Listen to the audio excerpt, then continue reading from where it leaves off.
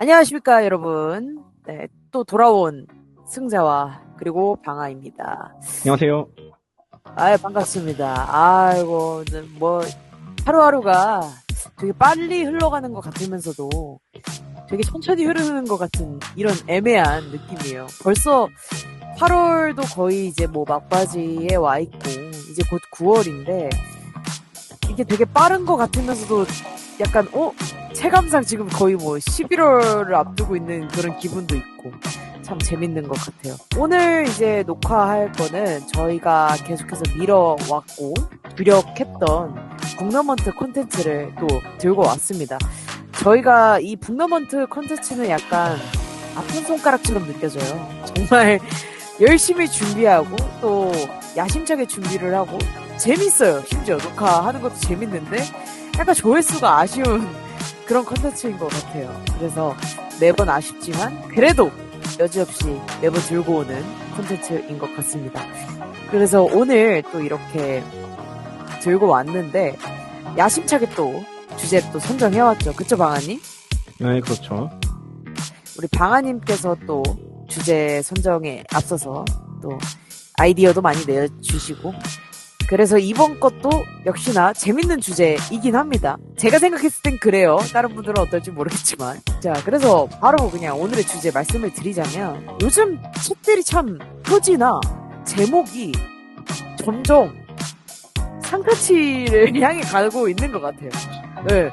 약간 볼 때마다 뭐 서점에 들리거나 하면은 멍하니 그 매대에 있는 책들만 봐도 배가 부를 정도로 좀 대단스럽습니다. 그래서 이런 것들을 이제 공유하다 보니 이런 생각들을 또 얘기하다 보니 그러면은 방아님께서 그러면 책 제목만으로 우리가 북너먼트를 해보자 라고 얘기를 해주셨죠. 그래서 이제 가져온 주제 제목만 봐도 맛집 냄새가 나는 책들을 준비해 왔습니다. 저는 솔직하게 얘기해서 이번에 저희가 항상 4강을 준비해서 각각 2권씩의 책을 갖고 왔는데 한 권은 읽은 책이고 한 권은 읽지 않은 책입니다.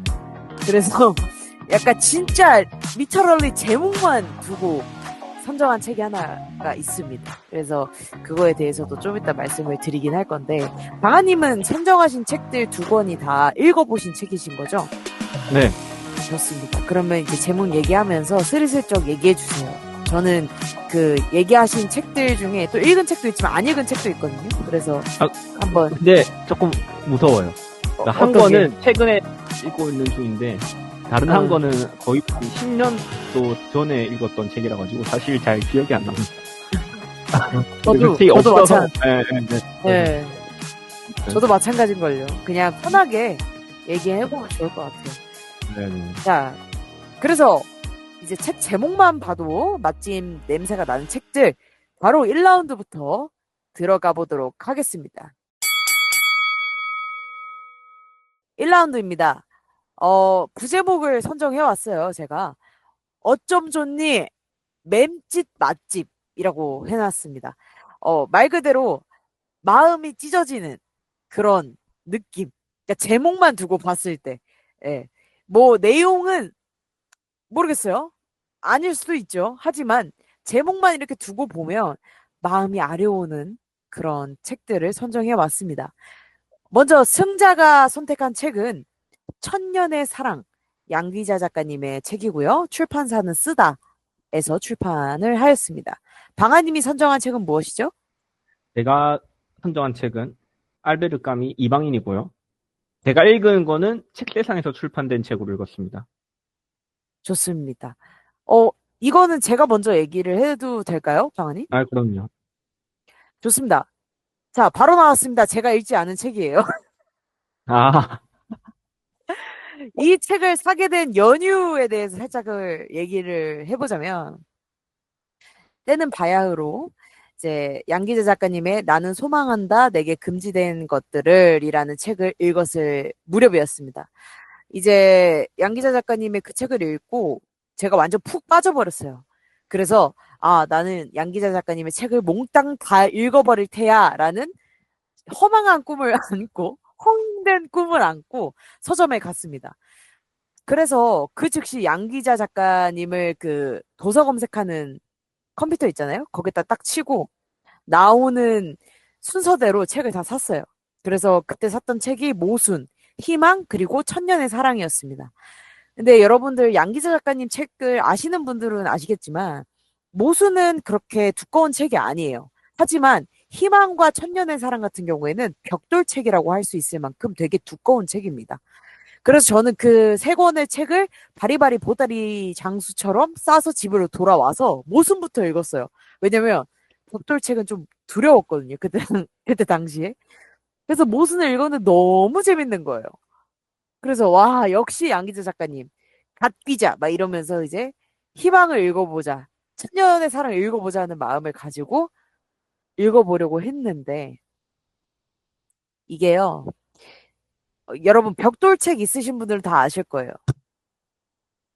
딱 첫 장 딱 넘겼을 때 느낌이 와요. 어 정렬 독서의 향기가 난다. 이거는 정렬 독서를 해야겠다. 라는 향기가 딱 풍깁니다. 그래서 이제 희망, 천년의 사랑, 그리고 다른 책 한 권 해가지고 세 권을 병렬 독서를 했었어요. 그리고 희망과 천년의 사랑은 영원히 병렬 독서 중입니다. 아니, 그런데 책을 보통 한 권만 딱 읽고 그 한 권을 다 읽은 다음에 다른 또 책을 시작하는 그런 독자가 정말 세상에 존재할까요? 원래 제가 그랬어요. 아, 진짜로. 진짜요? 원래 딱 한 권을 다 읽어야 다음 걸로 넘어가고 한 권을 다 읽어내야지만 이제 다른 책을 사고 뭐 이렇게 했었는데 이게 사람이 참 책이 계속 신간이 나오고 욕심이 이렇게 좀 드는 책들이 또 신간으로 나와버리니까 참을 수가 없더라고요. 그래서 음, 제가 이제 독서를 꾸준히 그래도 해왔긴 했지만 되게 열렬하게 독서를 했던 시기에 정말 한 권씩 계속 쳐내는 형식으로 독서를 했었거든요. 근데 그러다가 이제 조금씩 이제 책태기도 오고 이러면서 병렬 독서를 가다가 지금 이 모양 이 꼴이 됐습니다. 희망과 천천의 사랑은 영원히 병렬 독서 중이에요. 그래서 막 읽는데 양기자 작가님 책은 항상 느끼는 게 뭐 항상이라고 해봤자 뭐 저도 몇 권 안 읽었지만 그때 당시에 그러니까 그래도 세대가 좀 있잖아요. 격차가. 근데도 불구하고 지금 당장에 나왔다고 해도 손색이 없을 만큼 정말 어느 시대에 읽어도 뒤처지지 않을 시대상을 갖고 있는 것 같고 그런 감정을 갖고 있는 것 같은데 이 천년의 사랑도 딱 읽자마자 느꼈던 게 와 이게 어떻게 이 시대에 나왔다고 할 수 있지라고 생각이 들 만큼 되게 현실감이 있었고 지금 시대랑도 그래서 되게 재밌게 읽고 있는 중입니다 아직. 음, 그리고 무엇보다 이 천년의 사랑이라는 이 제목 자체가 주는 묵직함이라고 해야 되나요? 사랑인데 천년의 사랑이다. 그런 게 조금 저에게는 큰 울림이 있었던 제목인 것 같고, 어떻게 사랑을 해야 천년의 사랑이 될까? 뭐 이런 생각이 또 들면서, 뭐 이제 나오는 책들 중에 뭐 이런 제목이 많을 수는 있겠지만, 그때 당시에 나왔던 책들 중에 이런 제목으로 회귀물은 없었을 것 같다라는 생각도 들고요. 제목만 두고 봐도 뭔가 마음이 아려오지 않습니까? 천년 동안 사랑을 했거니와, 혹은 천년 전의 사랑을 못 잊었거니와 이 두 개 다 이제 성립이 돼도 마음이 아픈 그런 느낌의 이제 제목이기 때문에 이 맴짓 맛집에 당당히 입성을 해도 되지 않을까 미슐랭급 아닐까라는 느낌으로 갖고 왔습니다. 그 회방을 놓고자 하는 건 아닌데 조금 천년의 사랑이라는 이 제목을 보자마자 저가 든 생각은 이제 박완규 형님이 전 떠올랐거든요. 그분의 박완규의 그 그 청년의 노래도 사랑. 천년의 네. 사랑인가요? 그래서 아, 네, 네, 그렇죠. 천년이 가도 너를 잊을 수 없어라고 이렇게 절규하지 않습니까? 그쵸. 그래서 네, 그 노래도 같이 동시에 전 떠올랐어요. 이게 좀 두 작품 사이에 연관성이 있는 건지는 모르겠는데 아무튼 네, 이렇게 같이 같은 제목이었어가지고 그 노래도 떠오르네요. 네. 그 이런 말 하지 않는 게 좋을 것 같아요. 아, 해보세요. 아니 왕규 형님이 젖꼭지 보이면서 막 노래 열창하시잖아요. 그 영상 못 보셨어요? 아니 그런 게 안 있습니다. 아무튼 봤는데. 아니 진짜 절절하게 부르신단 말이에요. 그래서 그 임팩트가 전 너무, 전 노래방 가면 이 노래 부르거든요. 천년의 사랑. 그래서, 저에겐 좀 친숙한 나름대로 제목이어서 좀 반가웠다. 이런 말씀을 좀 드리고 싶기도 하네요. 뭐, 방금 그 이제 제2의 눈에 대한 발언은 약간 당황스럽긴 했으나 회방은 아닌 것 같아요. 그러니까 그 아, 노래도 예. 되게 절절하잖아요. 그럼요. 천년이 가도, 천년이 가도, 막 이러면서 막 소리를 지르면서 예, 진짜 뭐 터져라. 울부짖지 않습니까? 그쵸. 뭐, 물론 제가 이 책을 다 읽어본 건 아닙니다. 예. 그쵸. 머쓱하긴 하네요. 읽어본 건 아니지만 그만큼 절절하지 않을까. 음, 왜냐면은 이제 음, 뭐 음. 이에서 이제 홍보성 멘트, 광고 같은 멘트로 했던 말들이 이제 이렇게 마음이 절절해지는 어떤 회귀물이다 뭐 이런 말들이 있었기 때문에 저는 그 박완규 선생님의 그 치열한 울부짖음과 비슷한 느낌의 맴짓이 아닐까라는 개인적인 추측을 해봅니다. 그래서 저는 오히려 그게 생각났더라면, 맞다. 그거와 비슷할 것 같다. 이러면서. 왜냐면 부제목을 또 맴집 맛집이라고 해놓지 않았습니까? 그거에 잘 맞지 않을까라는 생각이 음. 듭니다. 좋아요. 좋습니다. 네. 네네. 저는 이제 이방이 이 작품 사실 너무 유명한 작품이고, 거의 이제 책을 좋아하시는 분이라면 다들 읽어보셨을 것 같아요, 사실. 정확하게 기억이 안 나는데 엄청 많이 팔렸던 책이고, 엄청 많은 언어로 번역된 작품이고, 그렇다 보니까. 일단 이방이라는 작품은 프랑스에서 갈리마르라는 출판사에서 나왔어요. 이 갈리마르라는 출판사는 여전히 프랑스에서 꽤 잘 나가는 그런 출판사인 것 같고, 문학 출판사들 중에서. 그리고 1940년쯤에, 42년이었나요? 그때 나왔을 거예요. 우리 이거 제목이 지금 맴짓 맛집이잖아요. 네, 이 소설은 역설적으로 맴짓 맛집이라고 말할 수 있을 것 같아요. 왜냐면 엄마가 죽었는데, 왜 슬픔? 왜 맴집함? 이러는 소설이니까. 그런 의미에서 좀 어쩜 좋니? 정말. 메루소 이 새끼 어쩜 좋니? 약간 이런 생각이 좀 들긴 하죠. 엄마가 죽었는데 첫 문장이 되게 유명하잖아요. 오늘 엄마가 죽었다. 어쩌면 어제. 모르겠다. 이렇게 시작하는데 미친놈이죠. 얘도. 엄마가 어제 죽었는지 오늘 죽었는지 모르고 죽고 나서 여자랑 데이트 가고. 근데 그래서 또 이게 재밌는 것 같아요. 정신적으로 좀 격리되어 있다. 좀 이 우리가 사회가 어떻게 말하는 당연한 것들이 있잖아요.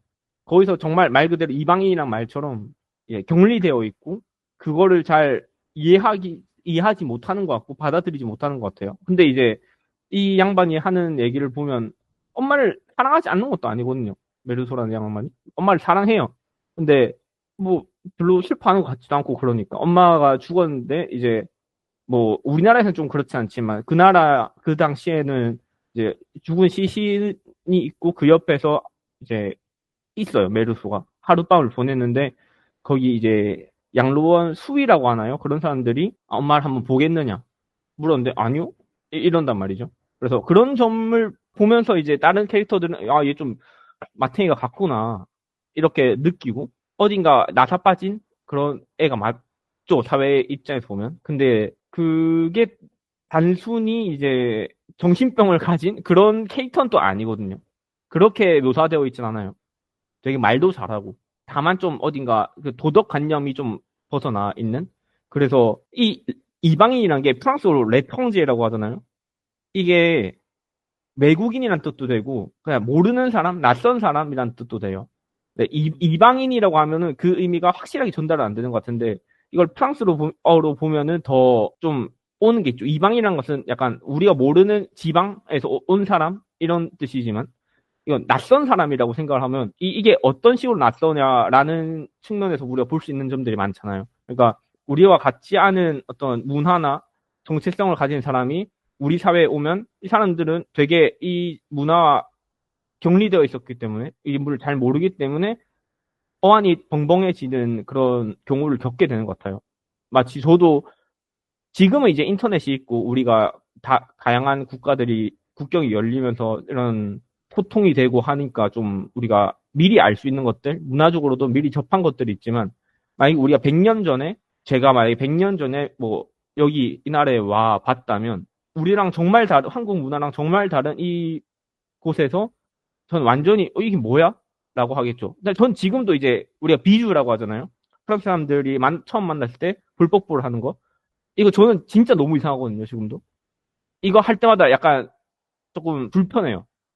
그러니까 나는 낯선 사람, 처음 보는 사람의 볼에 왜 내 볼을 갖다 대야 되는지, 그걸 두 번씩, 세 번씩이나 해야 되는지 저는 이해가 안 되거든요. 근데 그냥 하는 거잖아요. 근데 만약에 제가 거기서 내가 왜 해야 돼? 싫은데? 라고 말하면 저도 이제 저 사람들 눈에는 메르소처럼 보이겠죠. 친근한 그런 인사를 왜 쟤는 받아들이지 않는 거야? 저 싸가지 없는 새끼. 이럴 거 아니에요. 메르소는 약간 그런 느낌인 거죠. 이제 이 내용이 궁금하시다면 읽어보시는 게 좋을 것 같고. 그리고 이 소설의 어떤 사상적이라고 해야 될까요? 철학적인 그런 부분은 저번에 우리가 했던 시지프 신화를 좀 읽어봐도 좋지 않을까. 저는 개인적으로 해서 이 작품을 읽고 그 시지프 신화를 읽어본다면 이게 한 번 더 새롭게 다가오지 않을까. 좀 더 이 양반이, 까미라는 양반이 어떤 생각으로 소설을 만들었을까? 그게 꼭 정답인 건 아니겠지만 이런 걸 좀 엿볼 수 있지 않을까. 음. 그래서 이 제목이 정말 재밌는 것 같아요. 소설 전체를 잘 보여주고 이 메르소라는 사람을 정말 한 단어로 요약할 수 있다면 이방인인 것 같아서. 그래서 이게 맴짓하지 않는 인간, 엄마가 죽어도 맴짓 안 하는, 울지도 않고 여자친구 만나러 가는 이 사람이야말로 진정한 낯선 사람인 거니까. 이 이방인을 읽은 지가 꽤 됐는데도 아직도 좀 기억에 선연하게 남는 부분이 있다면 그 어머니와 하룻밤을 보내는 그 장면이 저는 조금 독특하게 느껴지기도 했어요. 왜냐면 방금 얘기하셨던 문화적인 차이잖아요. 어찌 보면은. 그 거기서 나오는 그 장면적인 설명이 그냥 영안실 같은 데 앉아 있는 거잖아요. 그 메르소라는 사람이. 뭐 우리처럼 장례식장에서 관 앞에 막 영정사 이게 아니라 그냥 진짜 아니죠. 관이 있고 거기 둘러싸가지고 사람들이 앉아 있는 진짜 그냥 음, 영안실에서 앉아갖고 그냥 그 관을 쳐다보고 있는 그런 기묘한 상황이잖아요. 그러니까 우리나라의 입장에서는 그 어떻게 왜 그런 짓을 약간 이런 느낌이 들죠. 근데 거기서 이제 메르스만 있는 게 아니라 정말 그 양롱원 분들이 같이 앉아 계시는데 사실상 뭐 거기 이제 소설에서 나오기로는 뭐 같이 지냈다 이렇게 나오긴 하지만 메르스는 모르는 사람들이죠. 뭐 진짜 친하게 그렇죠. 지낸지도 모르고 그냥 웬 할아버지 할머니들 앉아서 그냥 있는 거잖아요. 그냥 그렇죠, 뭐야 저 그렇죠. 사람들 뭐야. 근데 이제 그 사람들이 하는 행동이 하나하나 상세하게 설명이 돼 있죠. 그러니까 메르소가 지금 뭐 하고 있는지 보다도 그 맞은편에 앉아 계신 분들이 막 졸거나 음, 막 무슨 얘기를 하거나 막 이런 부분들이 되게 상세하게 설명이 되어 있는 그 부분이 전 되게 강력하게 기억에 남는 이유가 어찌 보면 그 사람들은 같은 양로원이라는 공간 안에서 함께 살았던 사람들이니까 그들은 소속감이 있는데 가족인데도 소속감이 없는 거죠. 그 메르소라는 양반은. 그게 거의 첫 장면이잖아요. 근데 거기서부터 약간 느낌이 확 오는 게 있어요. 아, 되게 동떨어져 있는 인물? 그 생활이라는 어떤 큰 바운더리가 있으면 그 생활에서 벗어난 인물 같은 느낌? 그러니까 일반적으로 우리가 생각한 생활, 뭐 사람들하고 부대끼는 그런 생활 하고 딱 동떨어지는 느낌이 확 들잖아요. 나이대부터가 완전 다르니까. 그 사람들은 다 늙은 사람들이고 메르스 혼자만 청년이잖아요. 그러니까 그 그림을 맨 처음으로 딱 보여주는 게 제 입장에서는 그냥 이 제목을 단박에 이해시키려고 하는 것 같은 느낌도 들었어요. 되게 약간 기묘하면서 진짜 완전 동떨어진 인물인 것 같은 느낌? 그래서 그게 되게 기억 속에 자리 잡았는데. 근데도 이제 저도 이제 반박을 해야 되니까. 네. 이방인이란 제목만 두고 봤을 때는 그렇게 맴짓은 아니지 않을까. 천년의 사랑 그 절절함이 더 맴짓이 되지 않을까라는 생각은 있습니다만. 어떻게 뭐 방아님은 생각하시는지요? 글쎄요, 이게 제목이, 우리 주제가 이제 맴집 맛집이잖아요. 천년 동안 사랑을 뭐 했는지 안 했는지 모르겠지만, 아무튼 천년 동안 사랑이 지속된 거잖아요. 천년의 사랑이니까 적어도 천년은 가는 사랑이겠죠. 천년 동안 뭐 지속된 사랑이라던가, 천년 동안 할 수 있을 법한 사랑이라던가, 그런 건데, 이제, 이방인의 이 사람은 사랑이 뭔지 모르는 사람인 것 같아요. 엄마를 사랑한다라고 사랑을 뭐 하긴 하지만, 그게 뭐지? 약간 이렇게 좀 어딘가 맹한, 약간 그 맹한 면이 좀 있어서, 음. 우리가 이제 제3자의 눈으로 봤을 때 진짜 좀 슬픈 거. 그리고 이 사람은 죽잖아요, 결국 마지막에. 지금 얘기를 쭉 들어보는데, 저는 천년의 사랑을 다 읽어보지 않았다고 소신 발언을 한 입장에서 그냥 제목만 두고 보자라고 계속 얘기하는 이유도 약간 그럴 것도 있어요. 제가 안 읽었기 때문에 머쓱하네요. 네. 아무튼. 근데 이번에 이걸 갖고 온 제일 큰 이유는 그냥 제목만 두고 딱 봤을 때 어떠냐라는 느낌에 있어서 그냥 안 읽어 본 책을 갖고 온 것도 있어요. 그리고 음, 만약에 이걸 읽어보신 분들이 얘기해 주실 수 있는 게 있나라는 생각도 있기도 했고요. 근데 한편으로 그런 생각이 드네요.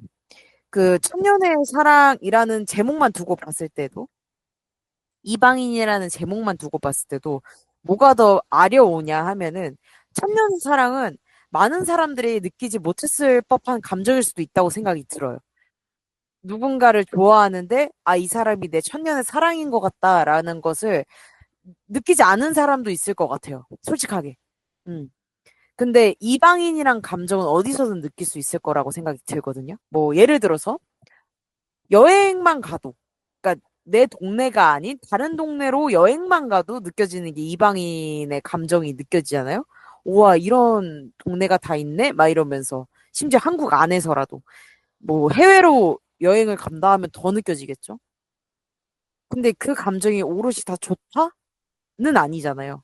그냥, 되게 신기하다. 와, 이런 것도 다 있네.를 넘어선 또 다른 감정이 있을 거라 생각이 들거든요. 그리고 그게 아니더라도 내가 막 친구들이랑 놀 때도 네다섯 명이 같이 노는데 나 빼고 세 명이서 놀았던 적이 있었어. 근데 그 세 명이서 그때 놀았던 이야기를 막 해. 야, 그때 재밌었잖아. 이러면은 나 혼자서 약간 좀 동떨어지고 이방인 같은 그런 기분이 느껴지지 않겠습니까? 그래서 그냥 딱 제목만 두고 봤어도 이 이방인이라는 단어 자체가 주는 슬픔이 있는 것 같아요. 소속감이 없잖아요, 일단. 근데 왜 사람은 이제 사회적인 동물이라고 하잖아요. 사람이 사람 곁에 없으면 막 죽을 수도 있다. 막 이런 얘기도 있으니까. 그런 의미로 봤을 때 이방인이란 단어 자체는 너무나도 슬픈 단어일 수도 있다라는 생각이 드네요. 그렇습니다. 그냥 mem짓은 사실 단어가 주는 힘, 이방인이 큰 것 같긴 해요. 천년의 사랑은 약간 로맨틱해 보일 수도 있을 것 같아요. 넌 나의 천년의 사랑이야. 이렇게 얘기하면, 약간 부담스럽지만, 그래, 뭐, 알았어. 응키 이렇게 할 수는 있을 것 같은데 난 이방인인 것 같아 이러면 오, 왜? 이렇게 되는 것 같아요. 음, 저는 이방인에 한 표 하겠습니다. 저 역시 그렇습니다. 그렇겠죠? 아무래도. 좋습니다. 1라운드는 이 단어가 주는 슬픔이 있는 이방인 알베르 까미의 작품이죠. 이방인이 승리합니다. 바로 다음 라운드 가볼게요. 네, 2라운드입니다. 맛집 얘기를 하면서 빼놓을 수 없는 것 중에 하나라고 생각이 드는데, 바로 MSG에 대한 얘기예요. 그래서 이 2라운드의 부제목은 원래 MSG가 맛있는 법이라고 적어 놨습니다. MSG 전에는 이제 제가 생각했던 또 다른 부제목은 약간 맵고 짠 게 맛있다. 뭐 이런 식으로 적어 놓기도 했는데, 이제 그만큼 강렬한 느낌이 드는 제목의 대결인 것 같아요. 승자인 제가 선정한 책은 입속 지느러미. 조혜은 작가님의 책이고요. 출판사는 한겨레 출판사입니다. 방아님은 어떤 책을 골라오셨죠? 저는 이번에도 불문학인데요. 사실 이번 책은 제가 픽한 게 아니라 제 아내가 픽했습니다. 제 아내, 제가 망설였거든요. 너무 힘들어가지고. 네, 그래서 아내한테 부탁을 했고. 그래서 뽑은 책은 샤를 보들레르의 악의 꽃. 출판사는 문학과 지성사로 전 읽었습니다. 좋습니다. 이번에는 방아님께서 먼저 얘기해 주세요. 저 악의 꽃은 안 읽어봤거든요. 그래서 궁금합니다. 일단 이 책은 시집이에요. 시집이고 아마 인간이 멸종하지 않는 이상 영원히 남을 책 중 한 권인 것 같아요. 그 이유는 약간 되게 그 실한 장르에서 그런 모던함을 처음으로 좀 만들어낸 이 모던함을 느끼게 만든 그런 시집이라고 평을 받는 것 같아요. 음. 그래서 사실 근데 이게 너무 좀 옛날 책 한 200년 됐거든요. 나온 지도 오래되고 또 아무래도 좀 번역을 한 책이다 보니까 그냥 읽으면 재미가 없을 수도 있긴 해요. 왜냐하면 내용도 별로 막 그렇게 막 그렇지도 않고 그러니까 뭐 나쁘다는 게 아니라 그러니까 우리가 쉽게 읽고 느낄 수 있는 것들을 선사하지 않는다는 것에 더 가까운 것 같아요. 그러니까 좀 어느 정도 이해를 하면서 읽어야 되는 시들도 있으니까.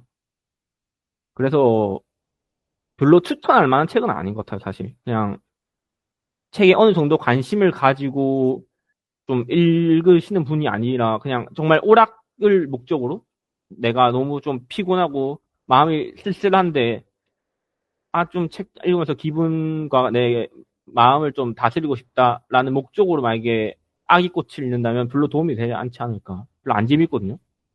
저도 처음 읽었을 때가 고등학생 때인가 그랬는데 대학생 때인가 이게 뭔 소리지? 하면서 그냥 책장 후루룩 그 왜 넘겼거든요. 책장에 페이지마다 그림 그려서 이렇게 빠르게 후루룩 넘기면 만화처럼 되잖아요. 거의 그 정도 속도로 읽었단 말이에요. 이게 뭔 소리인지 모르겠어가지고. 그런 책이에요. 근데 이제 만약 이 내가 문학에 뜻이 있다. 그리고 또 시 한번 써보겠다 하면은 좀 읽어볼만 하지도 않을까라는 생각도 들어요. 이게 이 샤를 보들레르라는 사람이 좀 하여튼 이 사람도 문제가 좀 있는 사람인 것 같고 제목부터 좀 되게 별로잖아요. 그냥 좋긴 한데 악의 꽃이잖아요. 악의 꽃. 아니, 아유, 아유, 좋아요. 왜 그래요? 아니 좋죠. 좋은데 그러니까 막 그렇게 막 좀 애가 좀 이상해 보이잖아요. 딱 봐도 문제가 있는 것 같잖아요. 악의 꽃이니까 제목이. 그 드라마도 뭐 악의 꽃인가 하는 드라마가 있던데 저는 안 맞아요, 맞아요. 봤습니다만 아마 그거랑 거리가 멀지 않을까. 되게 설명하기 힘들고 다만 한마디를 할 수 있다면 저도 뭐 제대로 이해를 하면서 이런 게 아니기 때문에 한마디를 하자면 그 당시에 아름다움, 미라는 거는 정말 그 인간을 바로 세우는 거, 그리고 또 인간답게 만들고 혹은 예쁜 것, 우리가 흔히 고전주의적인 미술을 볼 때 느끼는 와, 예쁘다, 아름답다, 신적이다, 약간 하는 그런 아름다움에 머물러 있었다면 이 작품은 그거를 좀 확장시키지 않았나. 예쁘지 않은 것도 아름다울 수 있다. 예술 속에서는. 그런 측면을 좀 만들어준 시집인 것 같기도 해요. 그리고 이 책은 사실 안 읽으셔도 돼요, 사실. 이 책을 뭐하러 읽습니까? 이거 재미도 없는데. 저도 읽으면서, 진짜 힘들었거든요. 이게 내가 프랑스 사람이고, 그냥 프랑스 어권인 사람이고 하면 이게 더 오겠죠. 근데 이게 번역이 되어 있고 하다 보니까 막 오는 게 없기도 해요. 그러니까 우리가 한국식 읽는 것만큼 감동은 없어요, 사실. 그냥 그런 역사적인 의미, 문학적인 의미 때문에 읽는 거에 더 가깝지 않을까요, 솔직히? 내가 뭐 대단한 사람도 아닌데 좀 죄책감이 느껴지거든요, 이런 말을 하는 게. 근데 이게 좀 팩트기도 해요. 그 죄책감에 향하는 곳이 네.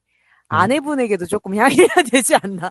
아, 아내, 근데 아내분이 선정해 주셨다고, 되게 애처가 면모를 딱 보여주시고 나서 갑자기 악의 꽃에 대해서 악의 근원처럼 얘기해 버리시면 이게, 아니, 그러니까 이게 정말 대단한 책인 거는 인정할 수밖에 없죠. 근데 이거를, 뭐, 대단한 책이라고 모든 사람이 읽어야 되는 건 아니니까. 읽고 싶은 사람만 읽으면 물론, 되니까. 예, 예, 물론 예, 예. 그렇죠.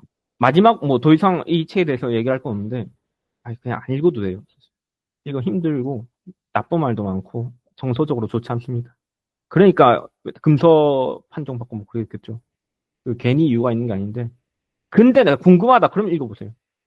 얼마나 쓰레기 같지? 이렇게 궁금하다면 읽어보셔도 좋습니다. 근데 정말 좋은 시집인 건 맞아요. 음, 끝이에요. 좋습니다.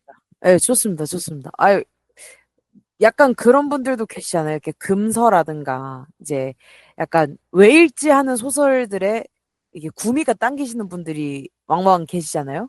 예, 그런 분들한테 또 재미있는 책이 될 수도 있고, 또 약간 책을 읽고 싶은 욕구를 더 불러일으킬 수도 있겠네요. 오히려, 예, 그런 말들이.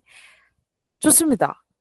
음, 일단 저도 제 책에 대해서 얘기를 조금 해보자면, 이 조혜은 작가님 같은 경우에는 요즘에 신세대 작가, 이 말도 좀 웃기긴 한데, 그러니까 젊은 작가?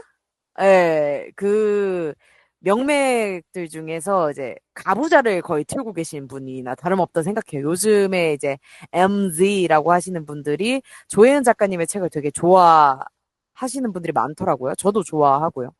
이 조혜은 작가님은 원래부터 이제 제가 많은 책들을 읽어본 건 아니지만, 그래도 읽었던 책들을 되짚어 보면 되게 키치한 소설들이 많은 것 같아요.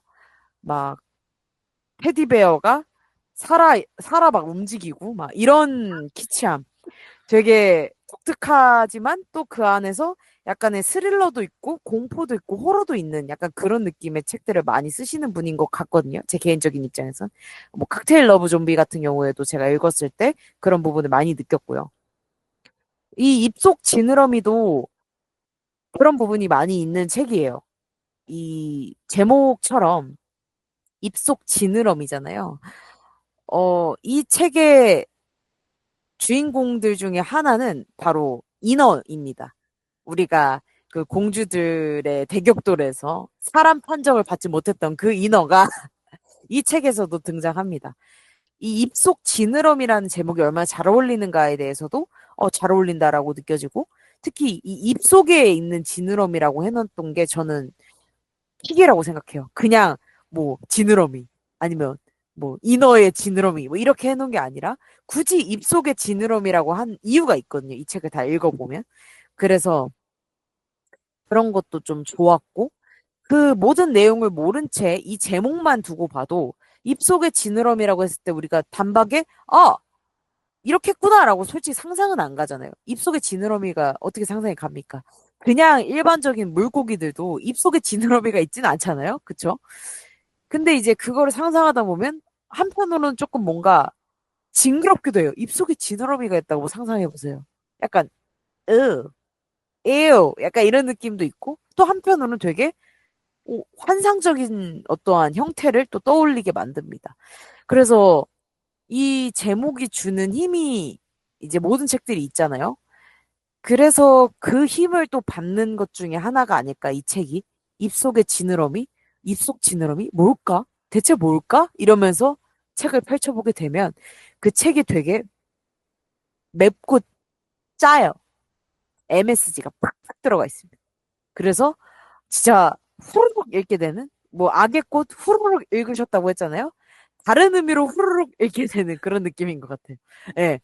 악의 꽃은 약간 이렇게 읽었다면 입속 지느러미는 오 약간 이렇게 읽게 되는 그 저번에 예전에 이제 뭐 얘기했던 책 중에 제가 되게 영화 같다라고 얘기했었던 책이 한 권이 있었는데 그게 이제 김달리 작가님의 플라스틱 세대라는 책을 제가 얘기하면서 그런 얘기를 했었어요. 근데 이 책도 마찬가지입니다. 그러니까 조혜은 작가님의 책은 지금 많은 책들이 뭐 웹툰으로도 막 그려지고도 있고 또 영화화가 될 뭐 그런 것도 있고 그 딱 읽으면은 바로 이제 머릿속에서 이제 영상처럼 이렇게 뭔가 플레이 되는 그런 느낌이 있는 책들이 되게 많은데 이것 또한 저는 그렇게 느꼈고 그래서 되게 재밌게 잘 읽었던 것 같아요.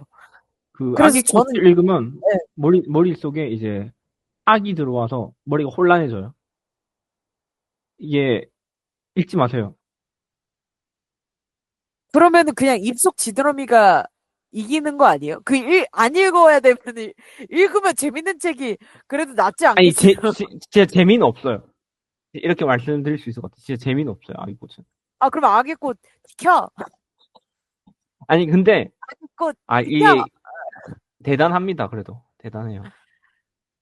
예. 이건 이제 솔직히 말하자면, 그, 문학적 위상을 따지는 자리가 아니니까. 그쵸. 문화적 위상을 따지자면 솔직히 악의 꽃이 너무 압도적이라고 저는 생각을 하는데. 그럴 수 있죠. 예. 근데 제목도 예쁘기도 해요. 악의 꽃이라는 게 또 잘 드러나는 것 같고. 음, 음. 아, 근데 이 우리가 유튜브를 생각해 봤을 때, 이거를 지속하기가 개인적으로 조금 제가 뽑긴 했지만, 제 아내의 그런 충고를 듣고, 제안을 이제 받아들였지만, 아, 이게 유튜브에서 좀 말을 하기가, 왜냐면, 저도 사실 잘 기억이 안 나서, 천년의 음. 사랑과 거의 뭐 비슷한 수준이에요. 거의 다 까먹었어요. 내용을 그냥 제가 이거 하기 전에 좀 찾아봤거든요. 논문 읽는 걸 저런 걸 좀 찾았는데, 그래서 뭐 이제 기억들이 조금 돌아오긴 했는데, 그래도 내가 읽은 거랑 이게 좀 참고한 거랑 다르잖아요. 그래서, 그쵸. 예, 예. 그래서 뭔가 이제 나의 진심이 아니랄까? 그런 좀, 음. 그런 마음도 들어서 이게, 아, 근데 한번 읽어보셔도 좋을 것 같아요, 근데. 재미는 있거든요? 아니, 재미는 없는데, 뭐예요? 나, 진짜. 잠깐만, 지킬앤 하이드예요? 지금 그러니까, 이상하다. 뭐랄까, 이 재미라는 게 좀 다른 재미인 거죠. 그러니까, 스킬 읽는 재미는 좀 없어요. 근데, 이거를 탐구하는 재미가 있달까요? 좀? 음. 입속, 그런, 예. 예, 왜요? 입속 지드러미는 재밌어요. 예. 그, 그냥 가타부터 할 거 없어요. 그냥 재밌어요. 근데 그 재미라는 게 다양한 그런 층위가 있는 것이고, 다양한 장르, 그런 특성이 있는 것인데, 그걸 또, 아니, 그렇게 따지면 아기꽃도 재밌죠. 학자들한테 제일 재밌는 책이 아기꽃일걸요? 문학, 뭐, 박사님들한테는. 저 근데, 학자 아닌데요? 전 독자인데요. 예. 아니, 본인 승자 아니세요? 독자이자 승자인 거죠. 예. 예. 아무튼, 근데, 아, 아니, 누가 또 이렇게 말하면, 아이고, 어디서 주워듣고, 내가 한 말 주워듣고 또, 아, 되게 별로다, 이렇게 말할까봐, 또, 다 사람들이. 근데 그런 건 아니거든요. 진짜 좋은 책인 건 근데, 맞아요. 예. 근데 이거 항상 얘기하는 건데, 이게 저희의 개인적인 어떤 평을 얘기하는 거지, 이게 정답이다, 이게 맞다라는 건 아니거든요. 입속 지느러미도 제가 지금 입 닳도록 재밌다. 그냥 재밌어요, 이거는. 이렇게 얘기했어도 누군가는 읽었을 때, 이게 뭐가 재밌다는 거야? 라고 할 수도 있는 거고. 그러니까, 그런 거는 사실상 제가 생각할 때는 뭐, 개인이 읽어봐야죠. 궁금하면 읽어봐야지. 그러니까 아니, 이거 듣고, 에이, 안 읽어! 이럴 거면 그냥 안 읽으면 되는 거고. 읽어보려면 읽어보시고, 아이, 진짜 재미없네. 라고 하든, 아닌데? 재밌는데? 라고 하든. 음. 그리고 외계인이 들을 우리 인류 최초의 문학은 보들레르일 거예요. 왜냐면 우리 그 보이저에 보들레르 시를 담아서 왔기 때문에 걔가 전파를 쏘고 있거든요. 보들레르 시를. 그게 아기코스에 음. 수록된 시인지 잘 모르겠는데 아무튼 그렇습니다. 그래서 보들레르 짱! 네? 진짜, 이게 아, 뭐야. 아니다. 아, 그래요. 네? 그래요. 우리 샤를르 보들레르스는 이제 대단하신 분이죠. 이제 유명한 짤이 있죠. NCT가 누구야? 대단하신 분들이지. 뭐 이런 짤이 있어요. 아무튼 그것처럼 샤를르 보들레르가 누구야? 대단하신 분이지는 맞는데 제 입장에선 그래요. 야, MSG 이제 맛집 얘기하는데 이제 뭐 50년 전통 원어머니 보쌈 이런 얘기를 하는 게 아니기 때문에 저의 아, 입장에서는 예. 예, 입속 지느러미가 이거엔 더 맞지 않을까. 진짜 맵고 이게 짜거든요. 악의 꽃은 그 50년 전통의 그런 할머니의 국밥이라기보단 약간 독약에 가까운 것 같아요. 50년 전통 할머니의 독약. 네. 조선, 그래서 이제 조선 시대 때부터 내려온 사약? 막 예, 이런 거? 가약 같은 느낌. 예, 그래서 아, 그러면 예, 먹을 수도 없는 맛집에 그게 아니네. 이건 음식 그 계열에 있을 수가 없네. 이건 죽음이잖아요, 그냥. 독극물에 가깝죠. 독극물로 아, 피어난 그러면 약간 안 돼. 꽃 같은 느낌이에요. 안 돼, 안 돼. 안 돼. 안 돼. 맛있어야, 맛집 음. 얘기하고 있는데 갑자기, 둘이 먹다가 하나가 죽어도 모를 거예요. 왜냐면 당신도 곧 죽을 거니까요. 는 아니잖아요. 아, 예, 그건, 아무튼, 그쵸, 그쵸. 예, 그래서 저는 이제 과감하게 얘기합니다. 입속 지드러미가 이 라운드에서는 좀 올라가도 되지 않을까. 좋습니다. 좋습니다. 아주 좋네요. 이렇게 또 사이좋게 하나씩 나눠 갖는 거죠. 맞죠? 일단 그렇게 하죠. 예. 너무 저렇게 아쉽네요. 씁쓸하게, 보르들레는. 아니, 저렇게 너무 나쁜 씁쓸하게. 말만, 나쁜 말만 한 것 같아서. 아니, 아니, 당신이 지금, 한 거야. 내가 한 거 아니에요. 당신이 선정하고 당신이 그 말을 다 하신 거예요. 사약이다, 뭐다, 독극물이다. 그 아니, 당신이 근데 하신 겁니다. 너무 진짜 읽어봐야 될 책이긴 해요. 예, 좋아요. 예, 예, 예, 예. 뭐, 지금 아니, 사약, 너무, 뭐, 너무, 독극물 얘기하고 지금 읽어봐야 된다라고 아니, 하시는데. 아, 근데, 살다 맞죠? 보면 예. 독약도 한번 뭐 먹어보는 날도 있는 거죠. 다양한 경험이 필요한 예? 거니까. 그, 아니, 독약을 먹었는데 안 죽을 수도 있잖아요. 죽을 수도 있잖아요. 아, 근데 이거는 진짜 독약이 아니니까. 옛날 독약이라서 이제 독이 없어졌어. 아, 무슨, 담금주입니까? 알코올 휘발리게. 이제, 100년 전통 사약을 이기고, 이제, 입속 지느러미가 네. 승자가 됩니다. 그럼 이제부터 결승전 바로 또 가보도록 할게요. 네, 결승전입니다. 어쩜 좋니 맴짓 맛집의 이방인 원래 MSG가 마시는 법의 입속 지느러미입니다. 일단 뭐 이 책에 대해서 우리 간략히 또 얘기를 많이 나눴기 때문에 결승전에서 이제 이 제목에 대해서 얘기를 또 해보자면 근데 이방인이라는 단어가 주는 게 너무 큰 것 같긴 해요. 되게 슬프잖아, 이방인. 누가 나보고 이방인이라면 약간, 왜? 약간 이렇게 되는. 음. 근데 누가 나보고 입속 지느러미 이렇게 하면 그게 뭔댕? 이러고 코 후비적 팔 것 같잖아요. 그리고 입속에 지느러미가 나 있으면 이방인이 될 수밖에 없어요. 맞아. 네. 근데 이 입속 지느러미도 약간 그 이방인이 느낄 법한 감정들에 대해서 얘기하는 것들이 있거든요. 음. 왜냐면 이제 인어는 사실상 완전 종족이 다른 어떠한 생명체잖아요. 그러니까 그쵸. 따지면 이방인인 거죠. 음. 사람들, 인간들의 입장에서는. 그러니까 네. 그런 것들도 좀 뭔가 다뤄져 있고 해서 저는 이게 뭐 사실상 이방인이란 단어 자체에 너무 크게 울림이 있어서 이거는 약간 당연한 수순일 수도 있겠다라는 생각을 2라운드 할 음. 때부터 생각을 했어요. 음. 이방인이 주는 건 너무 크다. 그러니까 이게 내용에서 주는 것도 물론 있겠지만 알베르 까미가 썼던 이방인도 내용 자체에서 주는 어떤 큰 울림이 있지만 그냥 이 단어 자체를 선정함으로써 뭔가 딱 오는 게 크다. 이거는 어쩔 수가 없는 것 같아요. 음. 그러면 이방인이 올라가는 건가요? 승자의 그러면 자리로. 예, 그죠, 그죠. 이방인이 올라갈 수밖에 없는 것 같아요. 음. 요즘 이제 문학이 아니어도 소설이 아니어도 시가 아니어도 이 이방인이란 단어를 가지고 노래라든가 그림을 그린다든가 하는 것은 계속해서 있는 것 같아요. 그러니까 어딜 가든 난 이방인이야. 막 이런 느낌을 드는 것은 아마 이 인간이 멸종되지 않는 이상 항상 느끼는 감정 중에 하나가 아닐까라는 생각이 들긴 해요. 인간이 멸종되기 전에 입속 지느러미가 생기진 않을 거 아니겠습니까? 그렇죠. 근데 그 말씀이 참 적중한다고 느끼는 게, 그 악의 꽃 우리가 얘기를 했잖아요. 이 시집을. 이 시집 안에 이방인이라는 제목의 시가 있어요. 또. 음, 같은 음, 음, 제목에. 그런 걸 보면 또 이제 그쵸. 승자님이 말씀하셨던 그런 것들도 이제 정말 일리가 있다. 그리고 맞죠. 그만큼 또 악의 꽃이 한 번 더 부각하자면 정말 좋은 책이다. 이방인이 있는 악의 꽃. 오늘 일기 쓰세요. 일기 쓰시라고요. 보들레르한테 편지 한 소절 쓰세요. 안 아, 되겠네. 이 정말, 사람 예. 아니, 그리고 저는 보들레르를 개인적으로 막 엄청 팬이다 이렇게 말을 하고 싶지 않지만 꽤 좋아하는 작가거든요. 보들레르를 좋아하는데, 아니 근데 너무 좀 이 땅 밑에서 슬퍼할까 봐 이미 죽어서 뭐 뼈도 안 남았겠지만 이제 그래도 뭐 그렇죠. 그래서 지금 오늘 힘내. 보들레르 한 4,200분 다시 죽은 것 같은 기분이 뭐죠? 오늘 보들레르 백골이 침토됐는데 한 지금 그 다시 이제 끄집어내서 참시 다시 예, 하는 거 있잖아요. 부관 참시라 예, 그러나요? 예, 예. 그거 지금 방아님께서 5,200번, 4,800번 그 하신 지금 것 같은데 지금 다시 꼬매고 있잖아요. 그래서 안 꼬매져.